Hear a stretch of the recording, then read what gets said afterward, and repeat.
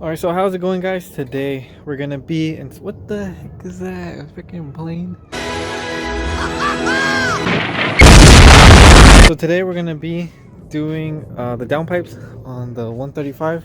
As you can see, there it is. Box here from Arm Motorsports. And inside the box we got this is what we have, downpipes. Overall, these are from Arm. You can see right there. It says Arm. And overall, they look okay. I mean, I'm not sponsored or anything, so I can't really say too much. But they are okay. They're good quality. They're for sure not eBay. The welds are good. Solid. I measured it, and it is 3 inches right here at the inlet, or I guess the beginning of the outlet. 3 inches over there, 3 inches right here. But then it does kind of bottleneck to a 2 1/4. I think it was 2 1/4. But yeah, they're just tubes basically that are in good condition, I guess. And we're gonna put them on.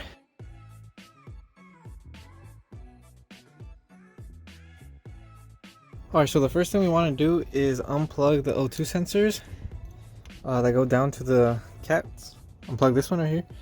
Unplug that one over there. And now that we're down here, I'm gonna show you what else you need to unplug. So it has 2 rear O2 sensors. And you want to unplug them from right here and here. Just make sure to mark them. I'm gonna put a piece of tape on one, and that way we know which one is which, because you don't want to mix them up. The one thing I do see are these right here. As you can see, these are really eating up, so these might actually be a pain to take off, but if anything, we'll just chop them right off. Want to remove your rack and pinion thingy, your rack right here, the steering rack. There's 2 bolts, one that goes here, one that goes there, and it's gonna be kind of hard depending on what it is, but there's usually 1 bolt right here straight through. This one is it is actually an E12. I don't know if it could focus. And you're also gonna need a 17mm stubby wrench, because you will have to hold this one that goes on top of the bolt, and then obviously unscrew this one, because if you don't hold it, then it's just gonna spin on top and never come out. Anyway, once you do that, you can see that the rack goes from here to here, and it lets you have enough room to fit on that front V-band, and that one is actually a 13mm. There it is. You can see the front wide band. I put the light right there so you can get a better look. But you'll see the 2 O2 sensors and a wide band, or not a wide band, a V band or whatever it's called. And all you want to do is get your wrench. Now that you have some room to put your hand in here, this my hand fits good now. You go right here and you just start loosening it up. And we basically just barely finished taking everything off. The big pain in the butt was these rusted up studs, bolts that go right here. Just letting you know, if your car's pretty rusty, they're gonna be a pain. So I used these twice, and they just ended up breaking up, like the actual stud part. Where's the one? Here it is. As you can see, stud just broke off basically. But the good thing is these things worked out. There's the second one. Same thing happened. Stud broke. I put a little bit of heat and a lot of PB Blaster and this stuff. Just made my own little thing, and I used these extractor things, and they worked out pretty good. And then I had to use a Dremel for one of them, just to make it a little easier, which is over there. Dremel right there. So I'm gonna show you guys what I basically did.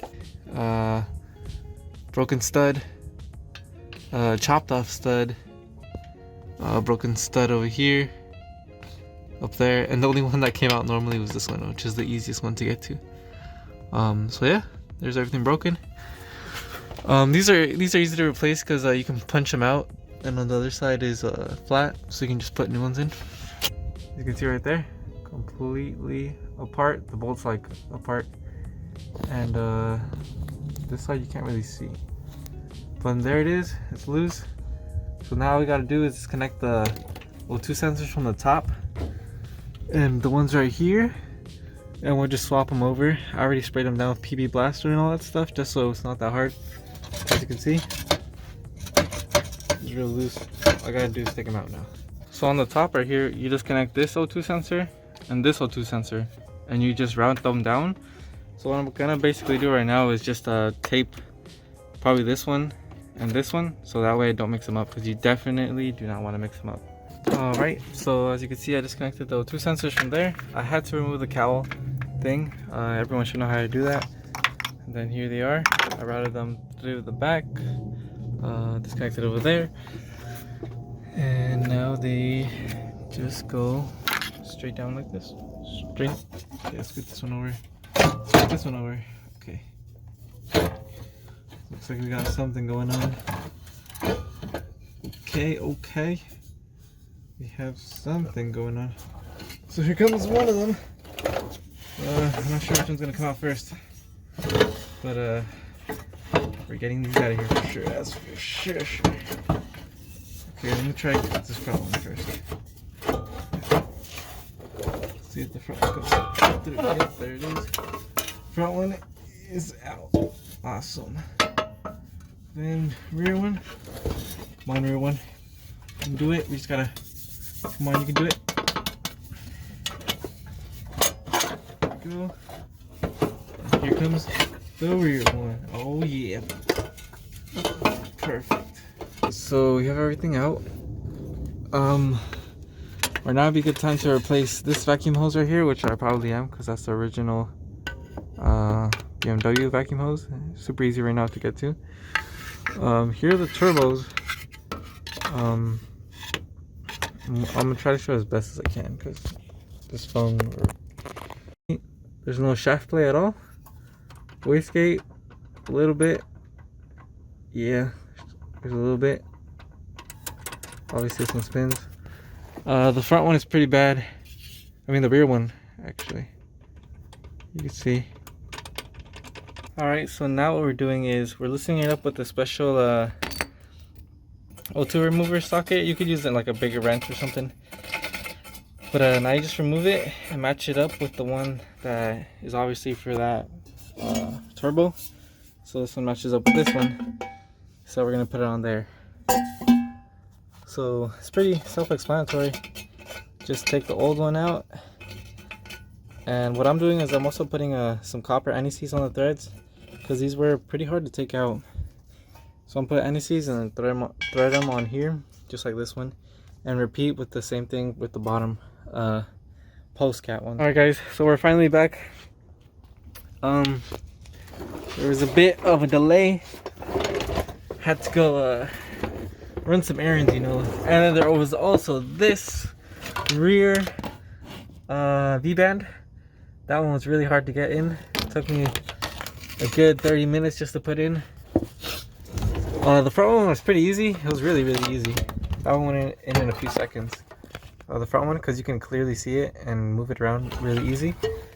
And then last but not least, you leave the front V-bands a little loose, so then that way you can adjust it right here. And you can see it's a bit close right there, the clearance, but it's pretty solid. Put the new gasket, new hardware. There it is, hardware.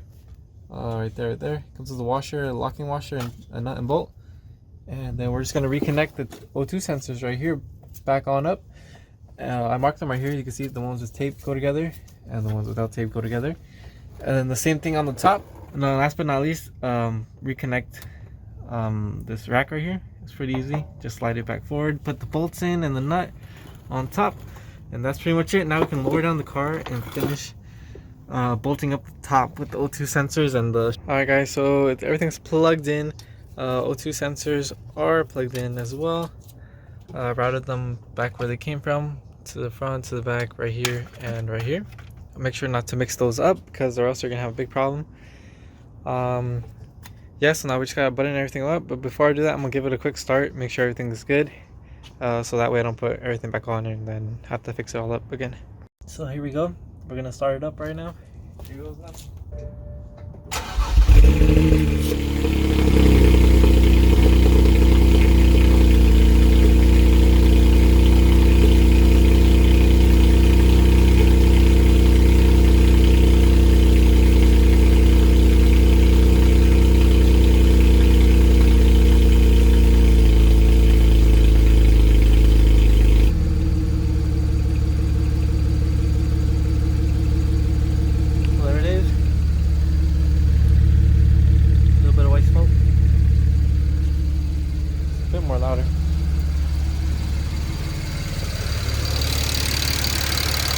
have it burning off all the oil. Sounds good. I don't hear any exhaust leaks yet. There it is.